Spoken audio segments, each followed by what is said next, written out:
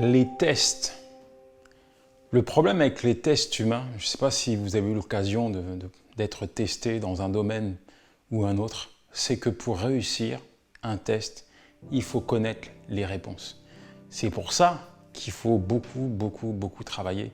C'est pour ça qu'il faut apprendre ses leçons.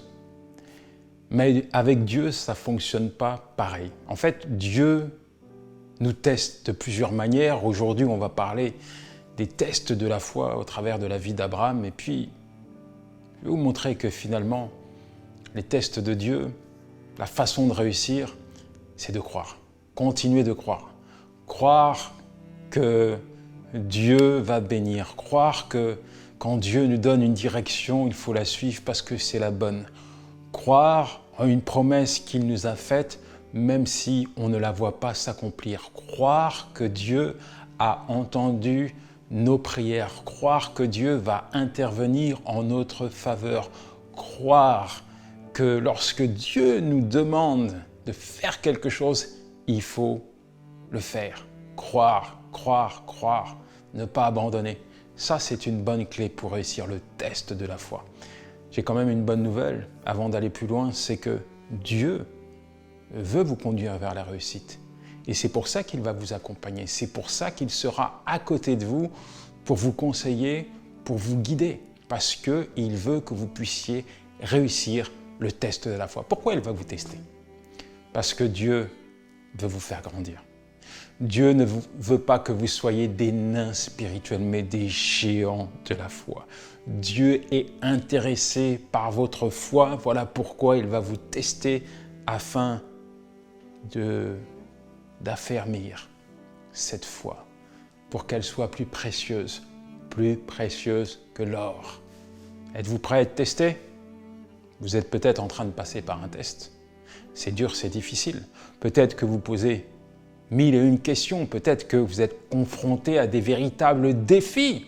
Vous êtes testé, c'est éprouvant, mais vous savez quoi? Je vais vous dire quelque chose. Continuez de croire, parce que Dieu honorera votre foi et Dieu saura vous conduire sur le chemin de la réussite. Je n'ai aucun diplôme. La raison est simple.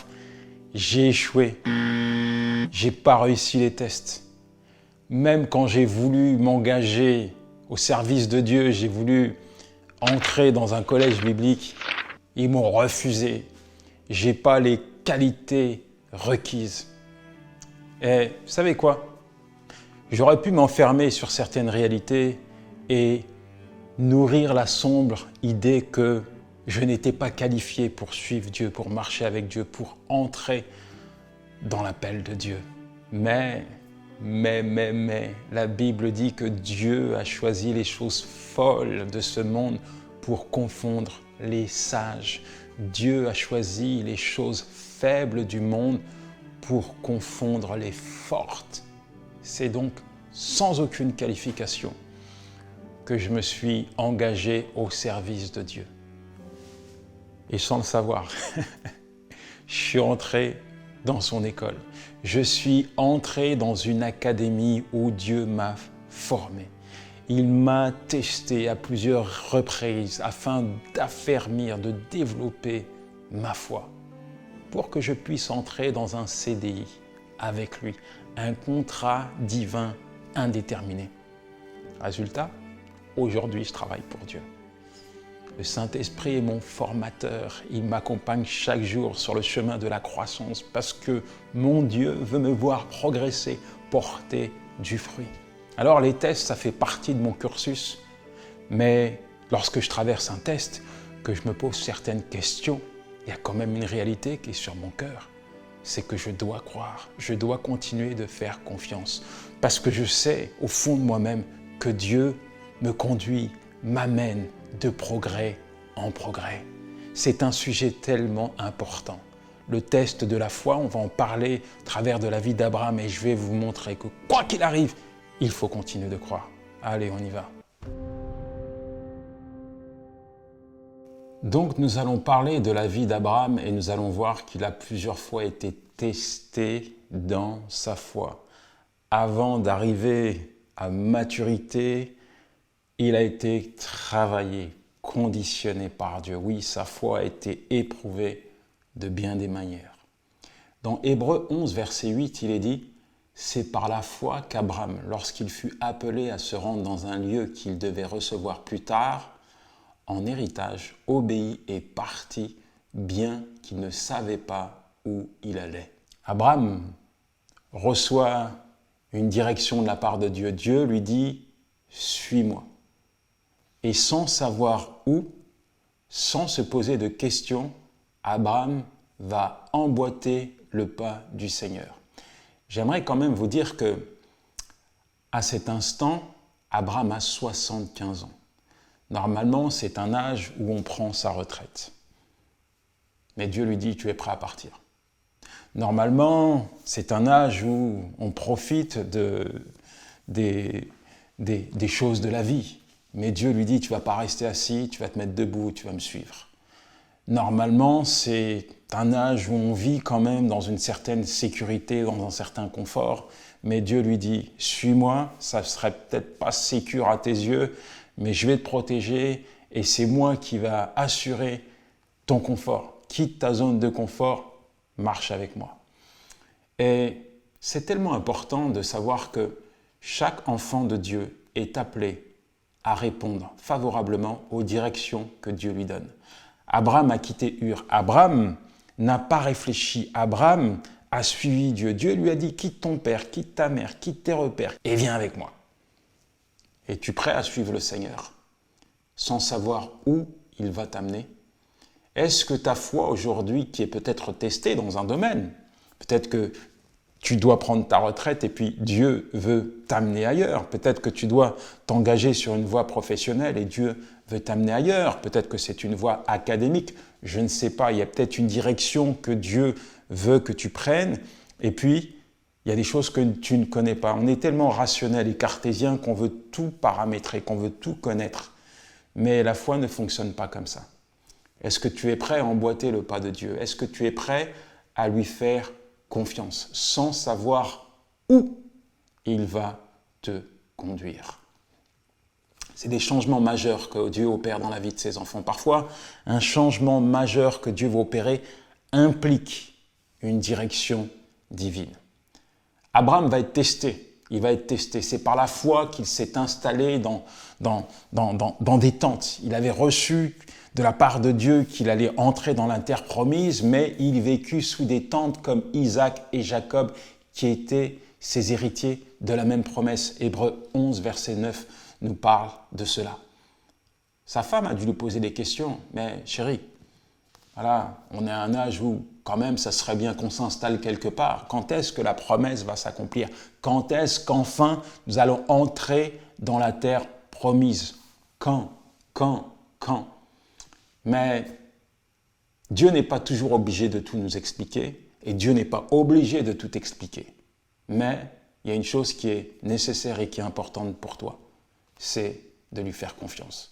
Comme je te l'ai dit en introduction, lorsque Dieu nous teste, finalement, la chose la plus importante, c'est de savoir que lui est au contrôle de notre vie. Il voit tout ce qui se passe.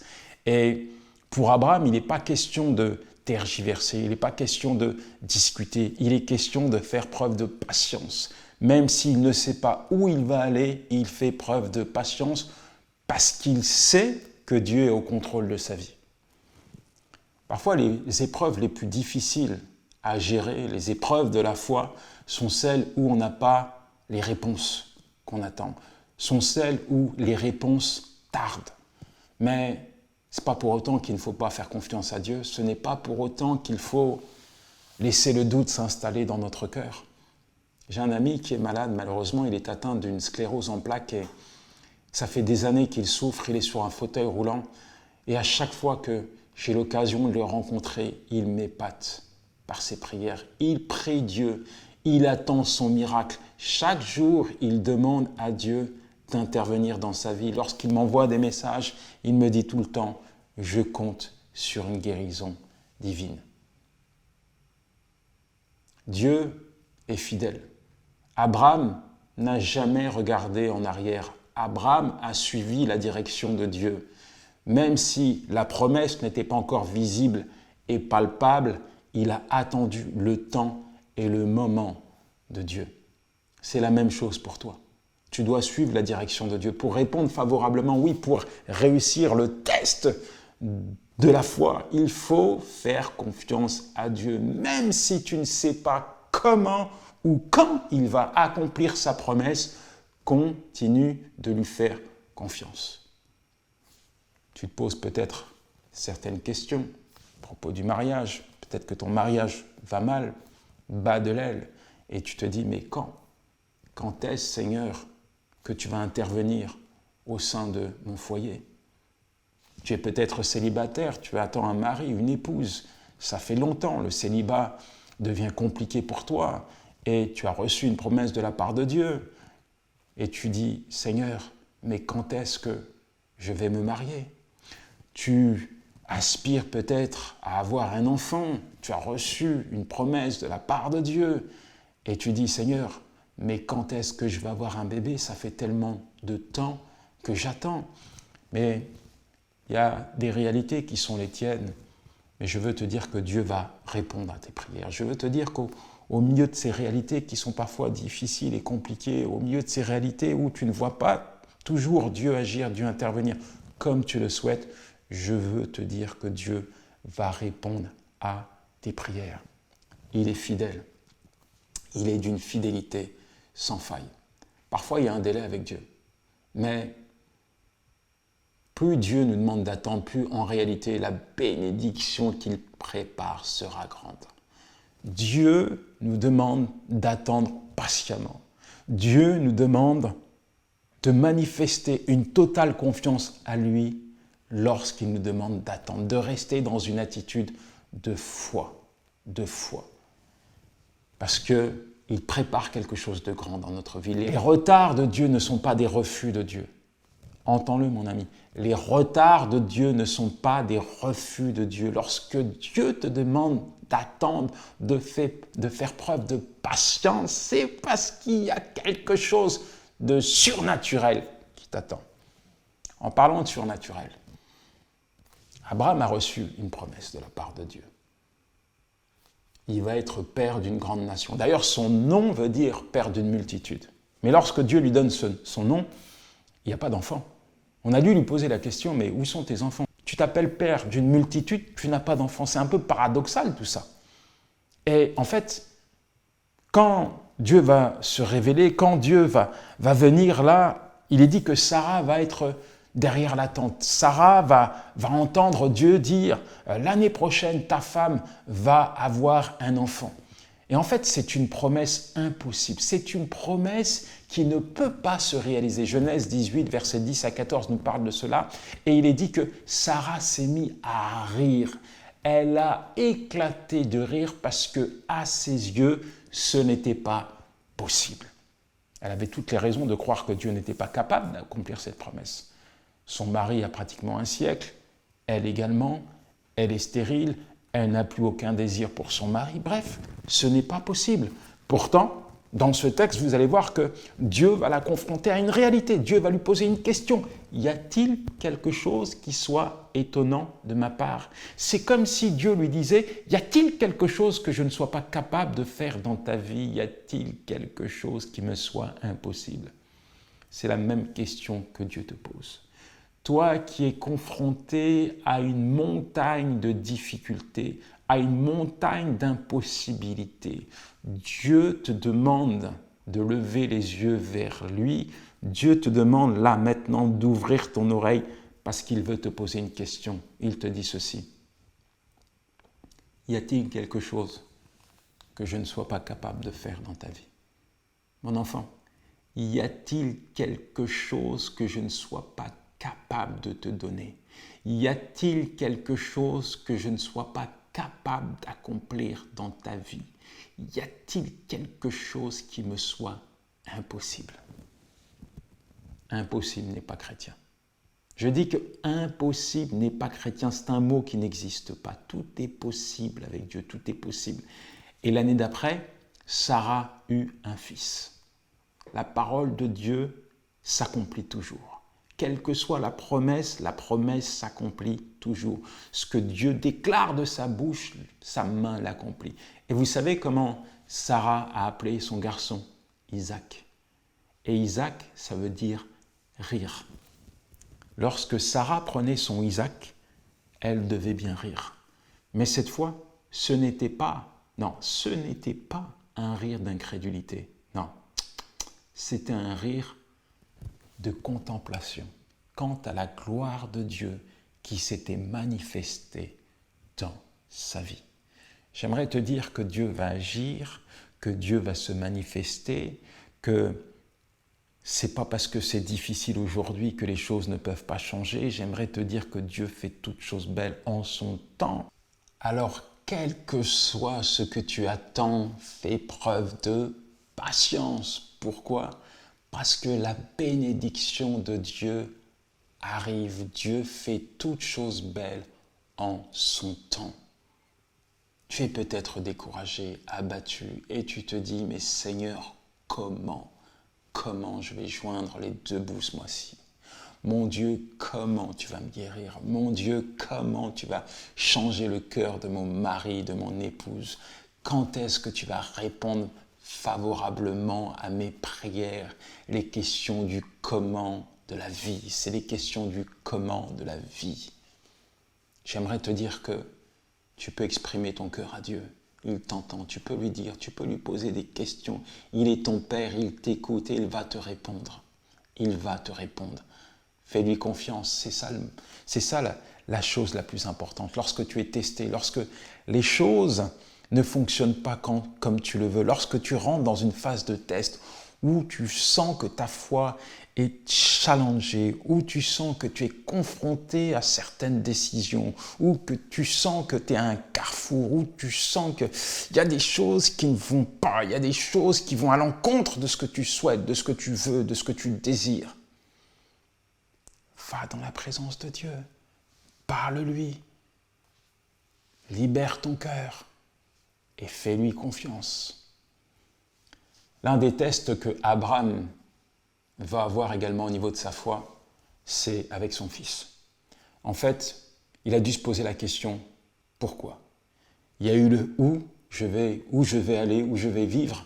Il y a eu le comment je vais avoir un enfant à 99 ans. Maintenant, il y a le pourquoi. Pourquoi tu me demandes mon fils en sacrifice? C'est son test ultime. Je pense qu'il arrive à l'apogée de sa foi et là, il est confronté à un véritable défi. Parce que Dieu lui demande de lui offrir son fils. Mais Isaac, c'est le garçon du miracle, c'est le garçon de la promesse. C'est lui qui doit apporter une postérité. Isaac représente le rêve d'Abraham, son espoir. Et Dieu lui demande de lui offrir son enfant, tout ce qu'il a, il lui demande de lui offrir. Mais Abraham, encore une fois, va manifester une foi extraordinaire. Il n'a pas dit à Dieu, ce n'est pas juste, il ne s'est pas plaint, il ne s'est pas posé de questions. La Bible dit qu'il va offrir son fils en sacrifice. Du moins, il va aller offrir son fils en sacrifice. D'ailleurs, il dira à ses serviteurs, nous allons monter, nous allons adorer et nous allons revenir. Pour lui, il faut qu'il obéisse à Dieu. Et il était prêt à aller jusqu'au bout. Il était prêt à offrir son fils pour une raison. Eh bien, c'est celle-ci. Après tout ce qu'il avait vécu, après ce miracle que Dieu avait accompli en lui donnant cet enfant, il savait dans son cœur que même si Dieu lui réclamait, lui demandait cet enfant, le même Dieu, le Tout-Puissant, était capable de le ramener à la vie. Il était capable de le ressusciter. C'est quand même extraordinaire. C'est quand même merveilleux. C'est quand même particulier de voir à quel point Abraham faisait confiance à Dieu. Et Dieu va lui dire dans Genèse 22, verset 15, « Parce que tu as fait cela et que tu ne m'as pas refusé ton fils unique, je te bénirai, je multiplierai ta postérité comme les étoiles du ciel et comme le sable qui est au bord de la mer. Parce que tu m'as donné ce que tu avais de plus cher, je vais te bénir. » Et c'est ce que Dieu a dit à Abraham. En fait, il y a une leçon à tirer de tout ça. C'est celle-ci. Nous appartenons à Dieu. Tout ce que nous sommes, tout ce que nous possédons, tout ce que tu as, tout ce que tu possèdes, ça appartient à Dieu. Même le souffle de vie, tout ce qui fait partie de ton être appartient à Dieu. Et Dieu nous appelle à nous offrir en sacrifice vivant. Paul pouvait dire, c'est plus moi qui vis, mais c'est Christ qui vit en moi. Paul était convaincu que sa vie était livrée au service de Dieu. Et la leçon qu'on peut retirer là-dedans, c'est que finalement, peu importe les tests par lesquels nous passons, si nous avons compris que tout appartient à Dieu, alors nous savons que Dieu contrôle toutes choses. Nous savons qu'avec lui, nos lendemains sont assurés. Nous savons que sa main divine est posée sur nous. Nous savons que ses écluses, il est capable de les ouvrir pour pourvoir à tous nos besoins avec gloire et richesse. Nous savons que quels que soient les aléas, quelles que soient les choses que nous allons traverser, Dieu est là. Et à partir du moment où tu as compris ça, à partir du moment où tu t'es décidé à t'offrir et à faire confiance à Dieu, alors tu n'as plus rien à craindre, tu n'as plus à douter. Je pense que l'une des choses les plus compliquées, les plus difficiles pour un croyant est de faire confiance à Dieu et de se dire que Dieu a un avenir pour moi et de décider de lâcher prise, lâcher sa vie entre les mains de Dieu. Est-ce que tu vas aller plus loin avec Dieu ? Est-ce que tu vas avancer avec Dieu? Parce que lorsque Dieu te prend, lorsque Dieu te teste, ce n'est pas pour laisser ta foi en l'état, c'est pour faire progresser ta foi, c'est pour l'amener à maturité, pour l'épurer, pour la raffiner, afin qu'elle soit plus précieuse que l'or périssable de ce monde. C'est pour ça que Dieu te lance des tests, pour voir où tu en es dans ta marche, où tu en es avec lui. Et en réalité, au travers de ces tests, il te rapproche de lui. Il crée une proximité sans précédent entre lui et toi. Où en es-tu avec Dieu? Où en es-tu? Es-tu à un carrefour de ta vie? Es-tu encore indécis par rapport à des choix que Dieu te demande de faire? Es-tu encore dans l'incrédulité, dans le doute par rapport à sa fidélité et aux promesses qu'il t'a faites? Où en es-tu? Avance avec Dieu. Tu veux répondre favorablement, tu veux réussir ce test, alors lâche prise. Tu entends? Lâche prise. Abandonne ta vie entre la main de Dieu. Tant que tu ne t'offres pas en sacrifice vivant, tant qu'il n'y a pas une totale reddition de ta part, je t'assure que le diable sera toujours là pour remettre encore et encore les paroles de Dieu, les promesses de Dieu, la fidélité de Dieu à ton égard. Il conteste ta foi, il te fait douter, il est toujours là avec des si, toujours là à te marteler la conscience en te disant « Est-ce que Dieu va agir véritablement? Est-ce que c'est Dieu qui te demande de procéder à ce changement? Est-ce que c'est Dieu qui t'envoie dans cette direction? Est-ce que Dieu va répondre à tes prières? Est-ce que Dieu a véritablement déposé une promesse dans ton cœur? Il est toujours là pour te mentir, il est toujours là pour essayer de casser, de démanteler ta foi, il est toujours là pour tenter de te faire échouer dans ce test divin qui est le tien. Alors il faut que tu lâches prise.